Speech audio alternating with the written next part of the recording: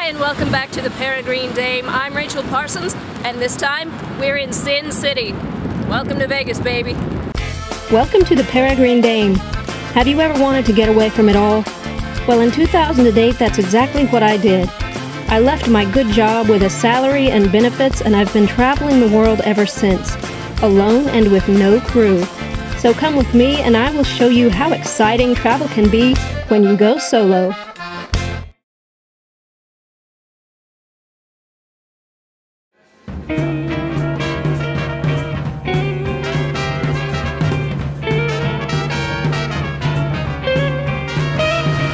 Translation of Las Vegas is the Meadows, and it was named by Spanish explorers long before European Americans ever got here, long before the Mormons settled here and basically started what we now know as the modern Las Vegas. In 1910, Nevada was the last state in the country to outlaw gambling. One reporter here in Vegas opined that the sound of the roulette wheel would never be heard again forever. Well, forever lasted for less than 3 weeks because of illegal gambling rings that popped up everywhere. Gambling was legalized again during the Great Depression, and in the 1940s the first hotels were built on what we now know as the Strip. The first high-rise hotel? 9 stories. You can only imagine what those first developers would think if they saw the modern Strip, which is, of course, where we're staying. No. Not there. There. Yeah, I know. Look, you don't stay in your room anyway. Tonight, it's dinner and a show. Every year, millions of people come to Las Vegas from all over the world. Some come for gambling, some come for sex, some come just to stare at the garish architecture and marvel at the wonder that is Las Vegas. I personally come for shows and for food. So tonight, I'm heading down to Encore to Switch. And I haven't been there since it's open, so I'm very excited. But my excitement dies a slow death during the transportation adventure. I'm about to lose my mind. I've been trying to get to the monorail that's behind the MGM Grand for 15 minutes. There's a monorail that runs most of the length of the Strip from just behind the MGM Grand up to almost the Stratosphere to the north, which is great. I thought, fine, I'll take it. Never taken it before. Cheaper than a taxi? Okay, I'm going up to Encore. I thought I'd cross the street from my hotel, the Excalibur, come over here to the Grand, walk behind it, and get on. No, you've got to take an elevator down. They make you actually walk through the shops to the Grand, of course, so you'll buy shit and get harassed by people. Then you finally, after seeing this monorail rail for, 20 minutes looming in the distance, you finally get to these dull drab doors behind me. Monorail. I swear to God, next time, I can walk faster. It's not worth the headache. But now it doesn't matter, because we're finally here. Encore is the newest baby of Steve Wynn's, built as a sister to the Wynn and just as fair in every way. We're here to eat at Switch, one of the more eye-popping restaurants in the place. I purposely didn't do any research on Switch because I wanted to be surprised by the details that Wynn puts into every restaurant in his hotels, and boy was I.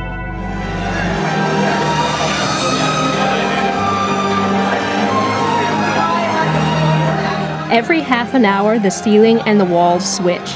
Not with each other, but each section has several versions, and they rotate throughout the evening.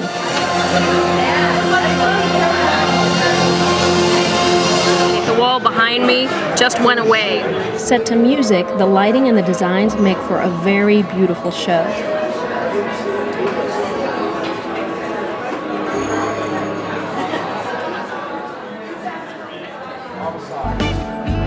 That's so cool. It really is fun. But the restaurant doesn't rest on showy gimmicks alone. The food is incredible. The menu is amazing. The wine list is knock your socks off. Incredible. So I'm very excited. Since I couldn't be bothered to clarify while I was stuffing my face, I had the veal chop with black truffle sauce and spinach, and I would have mugged little children to be able to pay for more. It was sensational.